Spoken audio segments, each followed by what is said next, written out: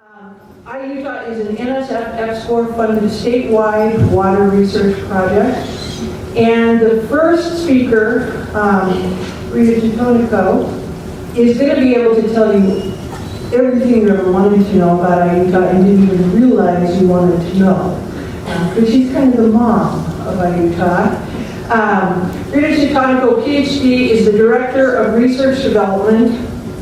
She's also Associate Director of USU's recently awarded Natural Science Foundation F-Score Research Infrastructure Improvement Project, iUTAH.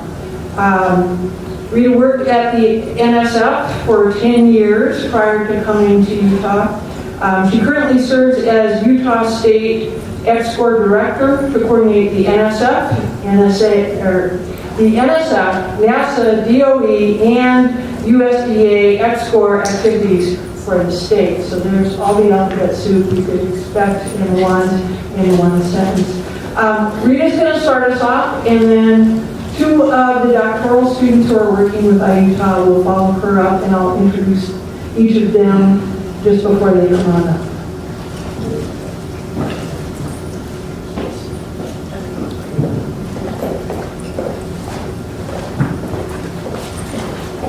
Thanks, Carla, and thanks for you guys for coming and listening to our project.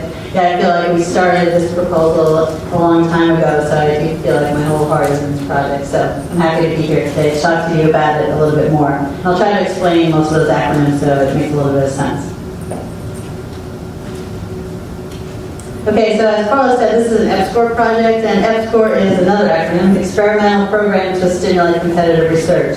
It actually was a government-wide effort to actually try to spread the wealth out more evenly and equitably across states. So it's really a program for states that had less of the federal grant funding, and it was a special set-aside of funds for those states. And it's really looking at state oversight is really important, so I actually have the responsibility of trying to coordinate what our applications are for the F-Score programs. It also is really linked to how can you make the research of the state help its economic development. So there has to be a tie between the research and that. And it also really wants to be multidisciplinary and multi-institutional. So it started with NSF in about 1978, and it really is, again, I'm going to emphasize a lot about building infrastructure of the state so that everybody in the state becomes more competitive and more research successful. So Utah became eligible for F-Score in 2009. A lot of that became because the Human Genome Project that was based at the U ended, and so our funding level dipped below what the criteria is, and so we became eligible in 2009, so we had to build up this whole F-Score infrastructure from scratch.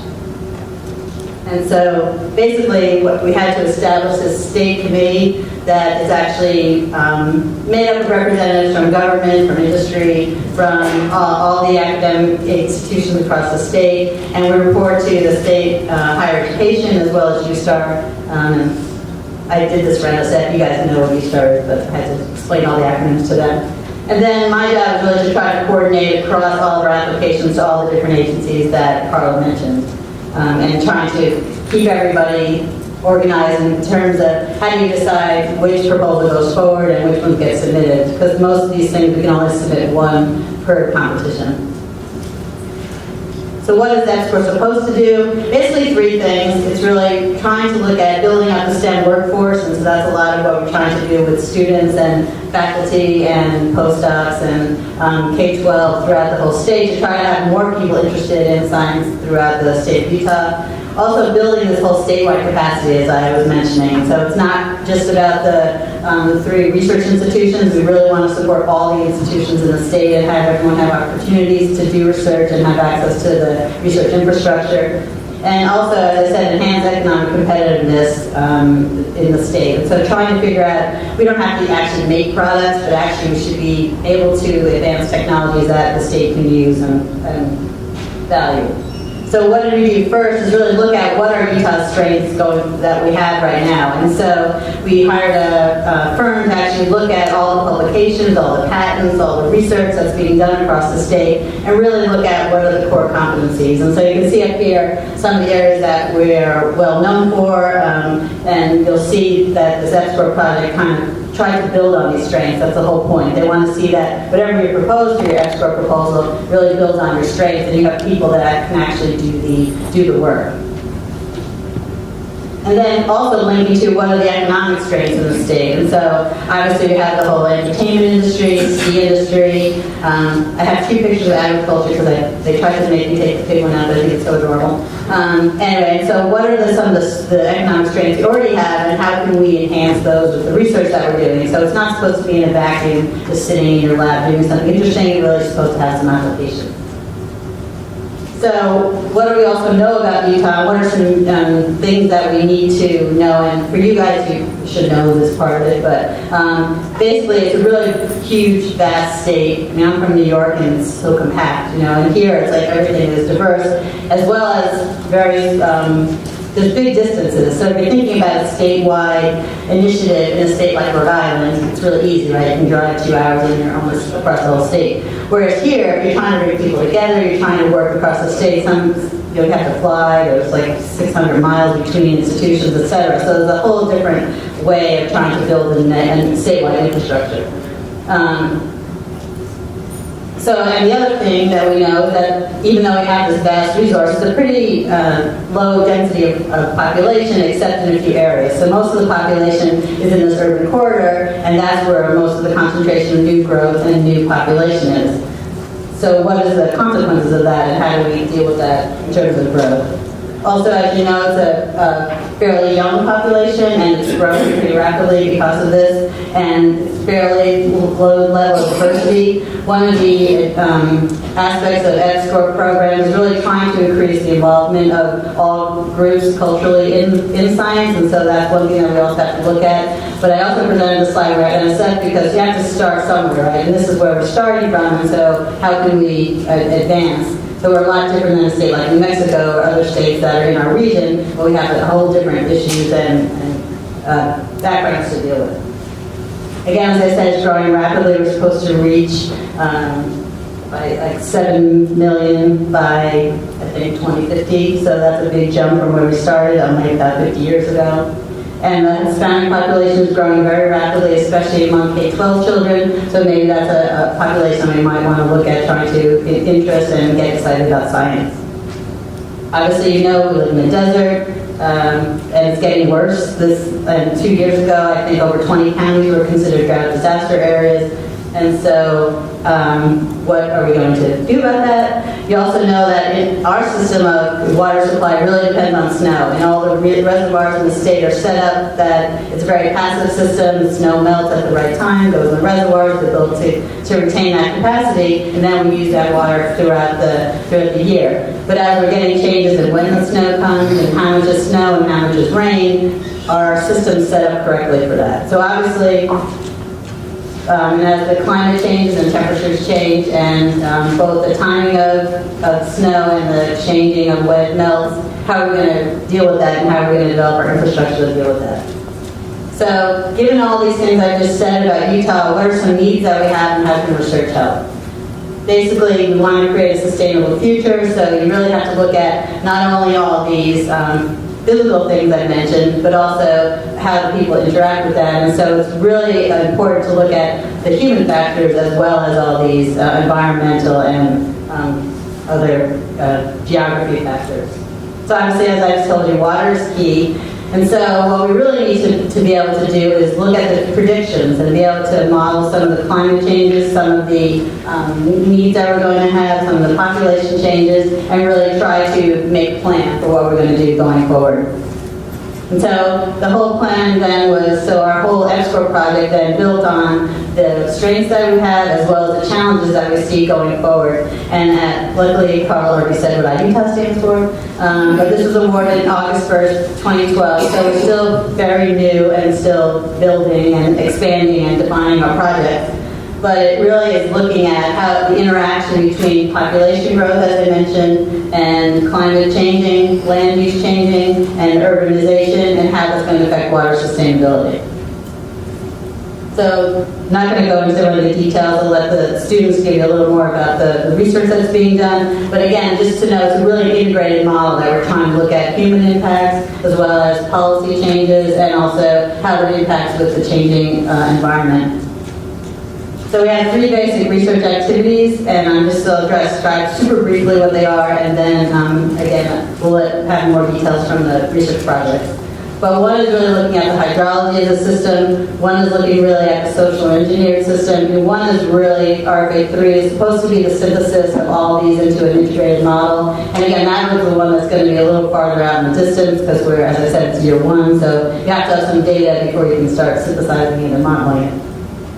So the first thing that we built, and again, this is a human infrastructure project as well as a physical infrastructure project. So the big main activity that has gone on this year is building an environmental observatory, really. And so we had to have another acronym, so this is called GAMET, which is the Gradients Along Mountain Urban Transition. So it's looking at going from the mountainous area down to through the cities and down to more rural areas to actually try to look at the differences in the water quality and quantity along those regions. So we had 3 different watersheds that we're looking at, starting up in the Logan area, then the Salt Lake area on the Red Butte, and then down in Provo on the Provo. And so physically instrumenting these areas these watersheds to actually look at, collect data, and be able to use that to monitor what's happening in these areas. And again, these are the main factors of RFA1, looking at the collecting data. And again, we're just starting to collect data. You can actually, it's very cool if you want to. You're sitting and have nothing to do when you're eating dinner or something. If you go onto iUTAH.org, you can actually watch the streaming live data and look at it. And people actually sit and do that, actually. And you can see, oh, this was a good day, or this was a bad day, or you can actually see all the data coming in, and it's really very neat that we have those data that people can use, and it's available to anyone who wants to actually use it to put it in their SIS models or whatever the research questions are. And the second area is really looking at the human interactions, and so really trying to look at both the engineering solutions for water sustainability, so looking at what is the infrastructure that we're doing. You come to Logan, you see how they're actually doing a lot of engineering changes on all I guess now it's going to be a channel. It used to be a river, but anyway, so it's like, is that the right way we should go? Should we have pipes? Should we not? How should we be designing this? Really looking also at like green infrastructure and looking at green infrastructure solutions, and can those actually help us in terms of what's our new building going to go forward and how can it help us build a more sustainable system based on the water availability. And then again, RFA3, the really idea of that is, okay, so we collect all this data, we have monitoring data on the water, we have different methods of water management, resource management. How do we get that data to be actually useful? And so we really have a big effort on interacting with decision makers. So trying to work with the water resource managers and trying to have them use the data and actually collect data that they actually need. So we're trying to have a good partnership with them so that our data is useful and actually can be used for future decision making on how they allocate water and how they decide what kind of infrastructure to build. So this is a facility that we're developing, and this is still in the planning stage, but that's why it's a little cute cartoon. But it'll primarily be at Salt Lake near the U campus, and we'll be actually using it for both working on some kind of models and also having student projects there where they can actually work in this and have classes come and design systems and look at what the implications are. So I mentioned a lot about what the research is. The one thing I'm just going to mention, like two slides about, this is not only a research project, it has a lot of facilities development as well as a huge focus on education and outreach to the community. And so we really, again, want to make sure that what we're doing is valuable and useful and actually impacts not just the scientists, but also the general public and students. So we have a big effort on education, outreach, and diversity, and these are the basic vision for that is to really be inclusive, be integrated with the education, to try to get diverse participation, and also to really interact with students from like K through grade, I guess they say. And so we're really getting a big involvement across the whole spectrum. And the whole goal is, and this is a hard metric to measure, but that we actually increase interest in science through this hook of water sustainability that we feel will be relevant to kids and students and adults as well. So just a couple of opportunities to mention. We have an iFellows program, which is actually for undergraduate research in the summer. It's a 9 to 10 week program. We just had a cohort for this year. We're in the midst of selecting them for the summer. And we have a lot of activities. They do research projects, but they also come together every other week to talk about professional development. We teach them presentation skills. We try to create a lot of opportunities for them to learn about what we do, with a degree in science. And so we had it last year. This will be our second cohort this year going forward. We also have a Summer Research Institute where we try to get K-12 teachers and students to integrate with the researchers. So we're doing this whole near-peer mentoring where we have a K-12 student paired with an undergrad who's also paired with a grad student and a postdoc and with a faculty researcher to try to get them to learn the whole spectrum of, if you decide this is what you like, where would you go with it? And it was very successful last year. We had 3 teams that worked for a week in the summer, and then they came and presented their posters at our big symposium. And they were so excited. Half of them want to come back again this year, so I think that's a good sign. And then we have a big effort on communications, and my other part of my job, the fourth one, I guess, is working on how do we communicate with the public, with all the different communities. So, we have social media, we have the website, we have different messaging, we have videos, and so there's a lot of different ways of trying to reach different segments of the population. So if you're interested, and you can find everything on our website, and we are try to keep it fresh and try to keep all the opportunities there. We also tweet when the opportunities and deadlines are coming up, so if you follow us, you can find out when those are coming. So you can take advantage of those opportunities because it's really a statewide opportunity and really is trying to be as inclusive and broad reaching as possible. Thank you. That's my issue.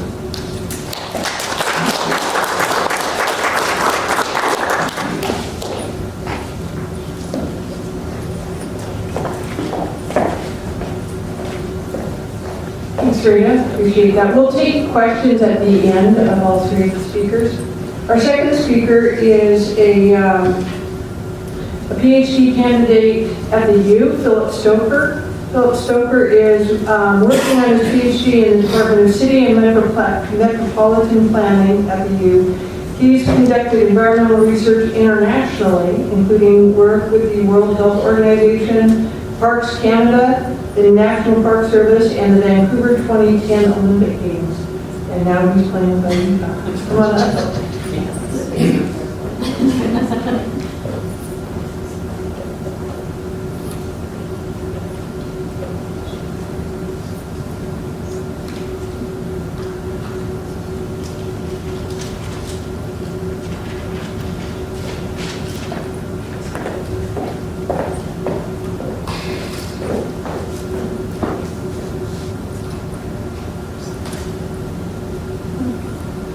Okay, hello everyone. My name is Philip Stoker, and like Carla said, I'm a PhD student in the Department of City and Metropolitan Planning at the University of Utah. I'm excited to be here to talk about the research that I've been doing, and it's focused on urban water use. And today I'll talk to you a lot about the data that we've been using that's so exciting that lets us look at urban water use in Salt Lake City, and then I'll also present some of the most interesting findings that I think might be interesting to everyone.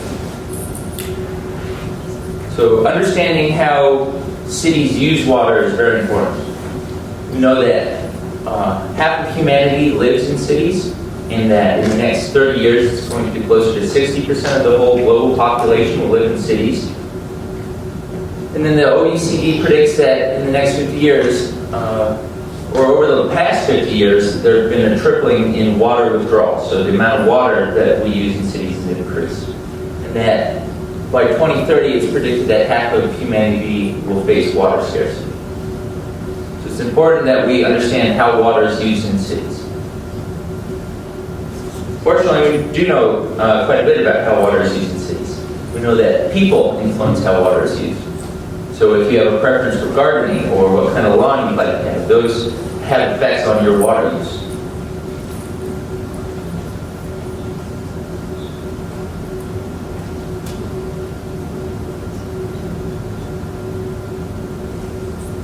know that demographics and family size actually has an impact on water use. And it's intuitive. If you have a large family, more appliances will be used. You'll take more showers.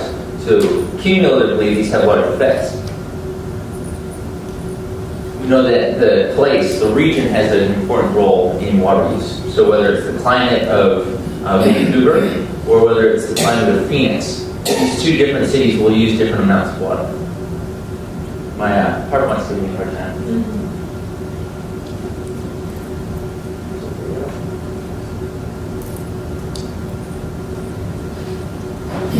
Then we know that the built environment has major impacts on water use. So we know that design features such as how many stories in an apartment building will have an impact on water use. It's all right. And much of this is intuitive. If you have a large house with a large green lawn with a swimming pool, you will use more water than a smaller house that doesn't have either of those. However, there's still unanswered questions that are worth investigating, particularly here in Salt Lake City.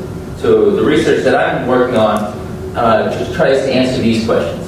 So what are the main drivers of water use in Salt Lake City? What demographic characteristics affect water use? How does the built environment affect water use in Salt Lake? And then how does the climate affect water use? So what I'd like to do is talk about how we answer this question, these questions. And the key to answering these were the data that we had accessible.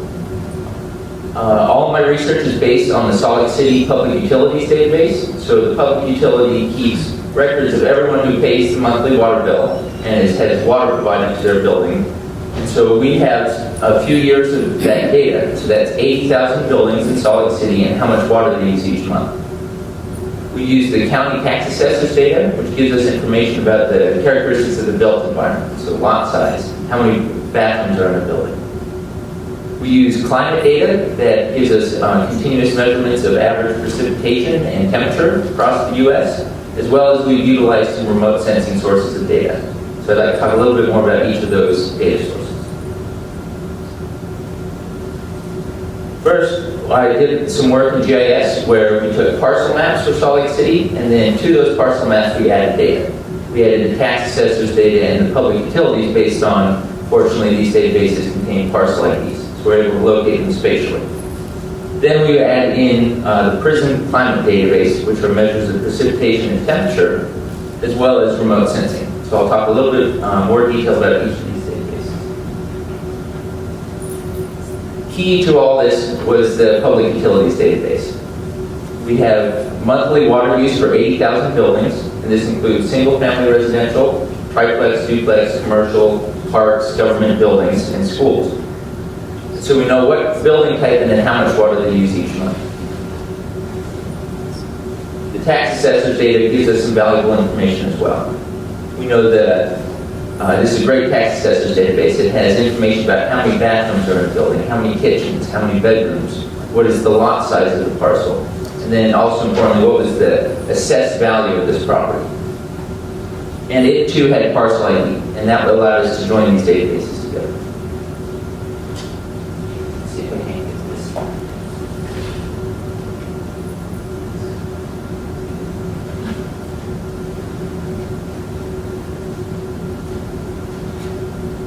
Okay. So we used some remote sensing data, which I found very interesting. This image shows a segment of the University of Utah campus. And what I've done is I've highlighted the near-infrared band that is reflected by healthy vegetation. So the point is this data can very accurately differentiate between impervious surface and vegetated cover. So what we did for all of Salt Lake City is we categorized this information as either vegetated or impervious surface. And we're able to overlay these parcel maps, which you can see in the white lines, so that for every parcel, we can calculate what percentage of that property is covered with impervious surface compared to vegetated surface. And then measure whether these characteristics had an impact on water use. This map is an example of the climate data that we used, where this research group out of Oregon State University provides for free continuous measurements of precipitation and temperature that when we look at Salt Lake City, we can capture some of the temperature and precipitation differences across the valley. So up on the benches, they receive more water, it's slightly cooler than down in the valley. Does this have an effect on water use? So with this database assembled, we were able to answer research questions like, who uses the most amount of water in Salt Lake City? Do commercial buildings use more water than residential buildings?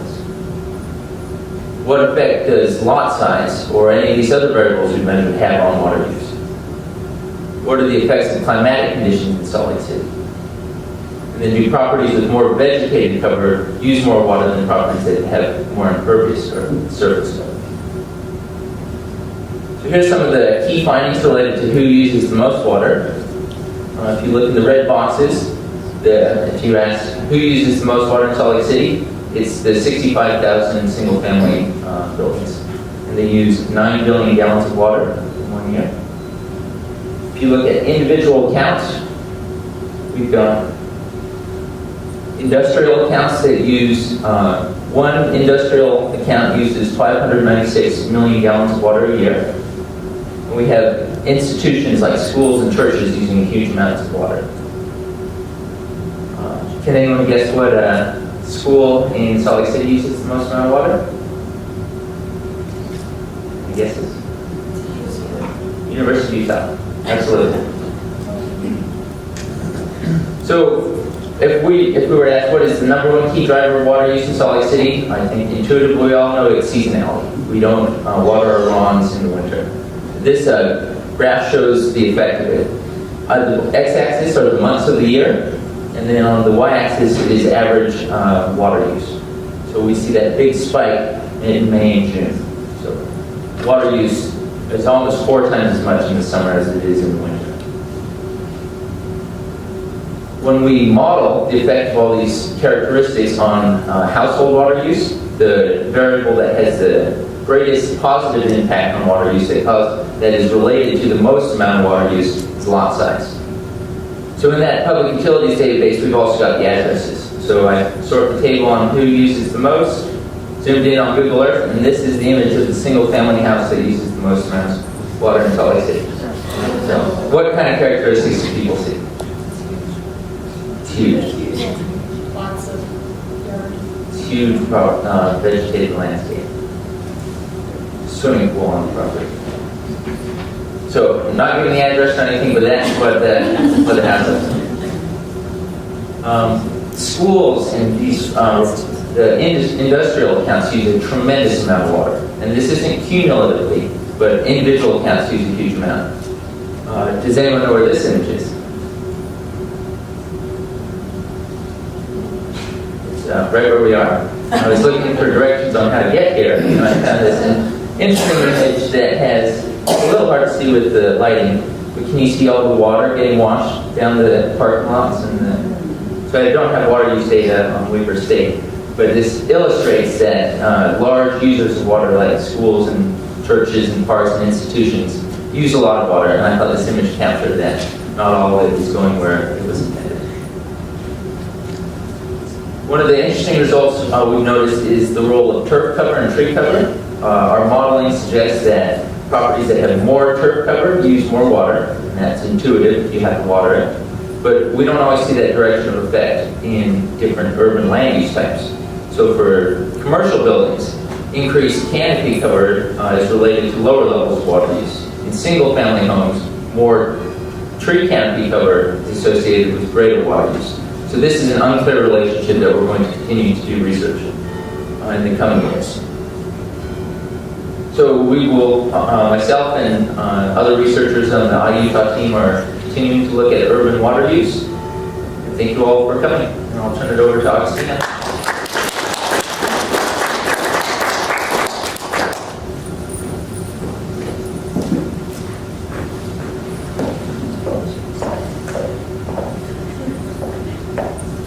Augustina Ogoni is our third presenter. Augustina is another doctoral candidate. She is with the Applied Economics Department at USU, Utah State University, with an emphasis in natural resource economics, and a doctoral research fellow with iUTAH. And I had to cheat a little bit, I guess, obviously, if you can't give me much. Her research interests include exploring the impact of social and natural uncertainty the impact of social and natural uncertainty on economic behavior relating to the management and use of natural resources.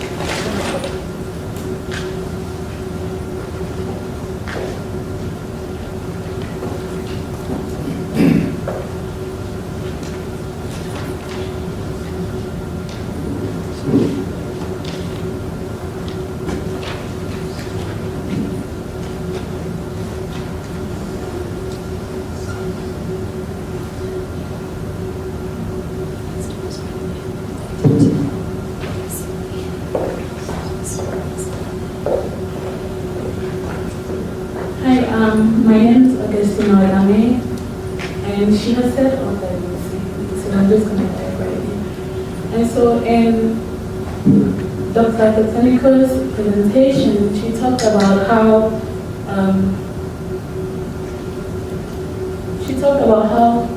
climate and population is undergoing changes in Utah and the potential effects it could have on water in Utah. Now, one of the things that become clear when you consider those things is that the current infrastructure that we have in place is not going to be able to do the things that it needs to do to support the growing population and the changing timing and amount quantities of precipitation in Utah. And so my research looks at how economic uncertainty and uncertainty about precipitation and all those events affect water use in Utah.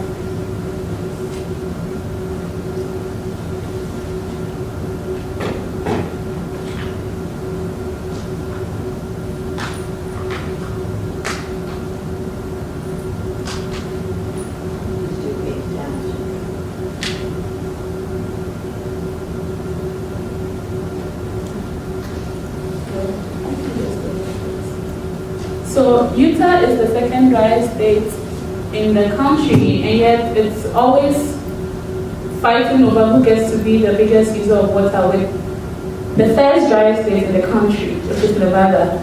And they take turns in who uses the most water. And it's easy to forget how arid Utah is when you consider the fact that we have about 7 months of winter, and you see how much snow falls when it does snow. But fortunately, we have desert landforms to remind us that we are indeed in a desert. Out of the water that Utah uses to be one of the biggest users of water in the country, about 83% of all of that goes towards irrigation. And that signals to us that if you want to deal with water use in Utah, one of the ways that you will have to consider is irrigation. And in irrigation, about a third to half of the water that is diverted, that is a third to a half of this 83% of all freshwater withdrawals, is lost between the point where it's taken from the water source and where it's supposed to be applied in irrigation.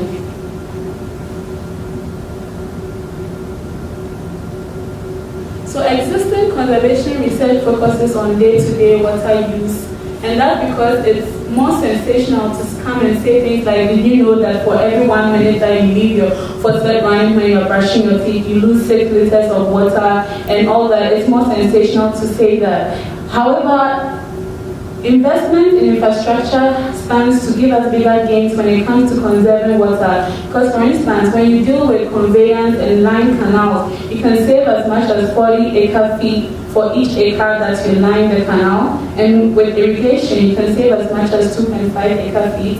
And that, you cannot compare that to your 6 liters that you save if you reduce your teeth brushing by a minute or so.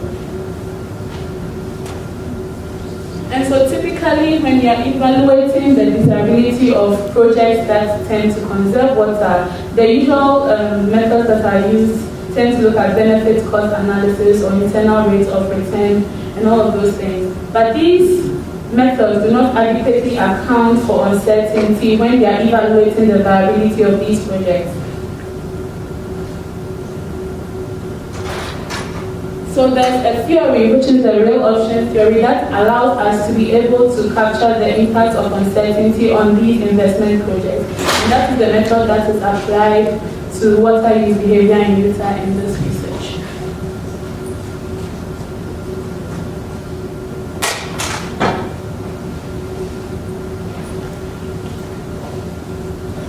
So the research considers two agents who are investing in water use, and we have the farmer agent who is considering irrigation investment, and then the miso agent, which is kind of like an institutional agent, like a canal company or a city, which is considering lining of canals as its investment. And so the agents have the opportunity to invest and upgrade infrastructure. For the farm, it's irrigation, and then for the miso agent, it's conveyance.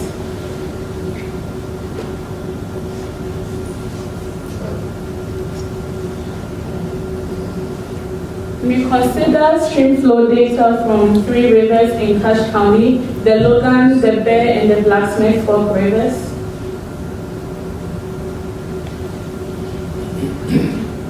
And these kind of give us an idea of what uncertainty there exists in the evolution of water supply and water price for the various rivers.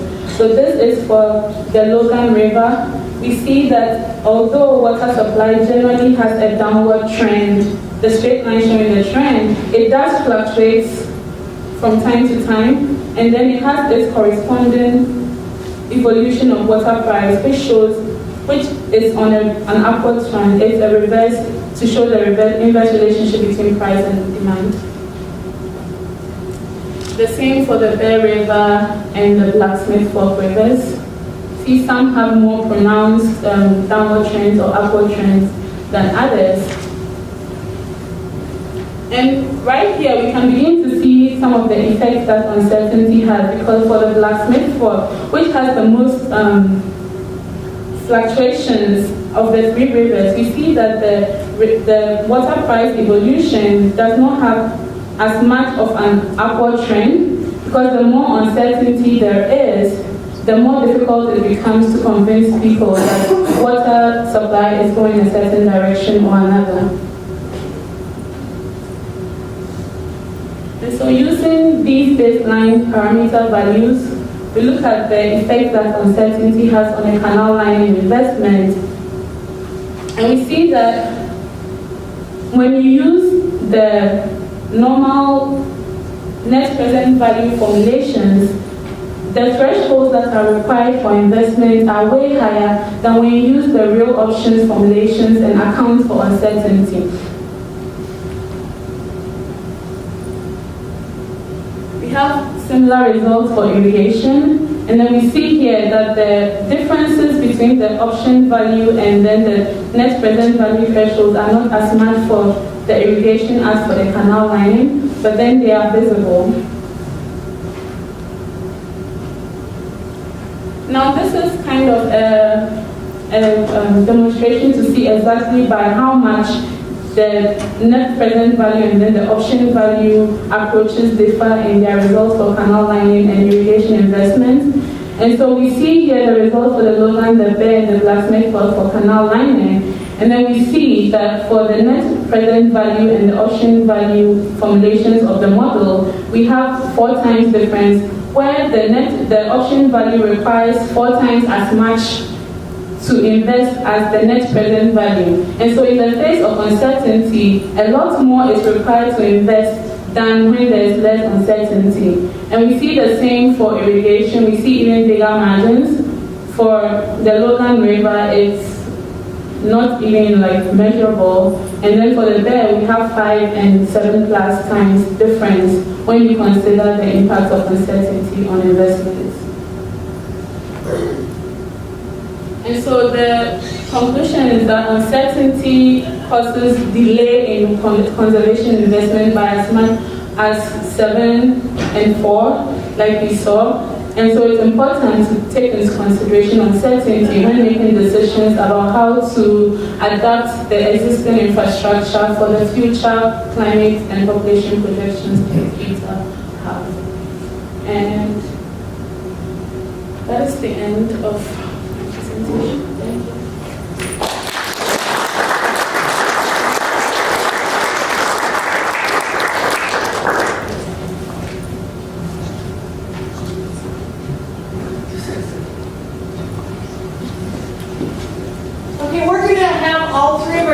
come back on up to the stage for questions and answers for folks from you all.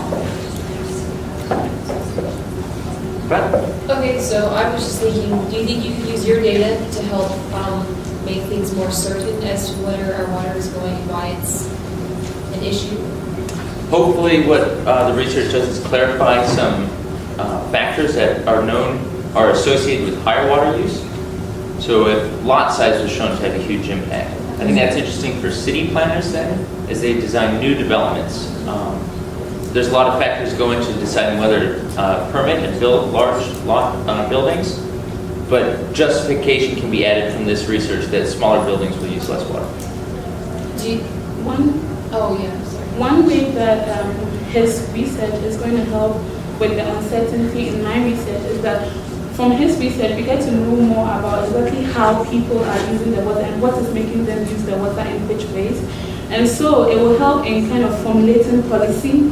So based on uncertainty, this is what is going to happen. So we are going to need people to change their water use behavior in this way.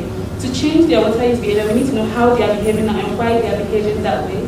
And based on that, this is where we need to go. This is why they are doing what they are doing now. So this is the incentive that we need to create to cause them to move from how they are behaving now to how they need to behave in the face of this uncertainty. Yeah. I'm interested in pricing models and how to be able to convince urban residents that conservation measures are where the best bang for the buck is and so on. And your research seems somewhat related to that. Can you tell me a little bit about layering some of the GIS kind of models and relating them to some public policy theories, if you think that's a good... I agree, because there's no doubt different policies such as pricing have effect on water use. So from other studies that other people have done, we know that if you increase the price of water, people do use less of it. It's not a proportional decrease, so water is considered inelastic. In Salt Lake City, I've had a hard time modeling that and comparing because I have only one municipal water provider, so I can't compare between different ones. In the arid West, though, as you know the literature pretty well, certainly Dan McColl's work on whether or not we're paying so much less, and the water's more expensive in the cities that border the Great Lakes than it is here in the arid West. What's the policy proposal to be able to make that point to citizens in such a way that it leads to conservation efforts? Is the public policy dilemma? I agree, it's a dilemma. Hard for me to answer that. It's hard to get a direct answer for that because it would mean going into the whole water rights system and kind of overhauling that, because that serves as a constraint when you're studying the water markets. In California, you have an entirely different situation, but when you come here with the prior appropriation system, it becomes very difficult to use normal like price and demand and supply regulations to regulate water use. So yeah, until that big barrier, which is probably not going to be this generation, is tackled. Yeah. So I have two questions, but they're related. So Philip, how did you account for secondary water use? Because obviously that could impact your culinary water use. So we did not account for secondary water use. A portion of the Salt Lake City municipality is served by secondary water. In order for us to identify that, we would go in and try to find a map layer that contains where those irrigation canals are, and then remove houses that are adjacent to that. We haven't taken that step yet. And then is secondary water accounted for in the irrigation use, the 83% of our water? Is household irrigation considered part of that? Yes. And for the irrigation part of the investment, most of it is secondary water use. And so the prices that you see are usually for water lease, because in that case, people don't just sell their water, right? They lease some parts of it. And that is one of the constraints of the water market because of the system.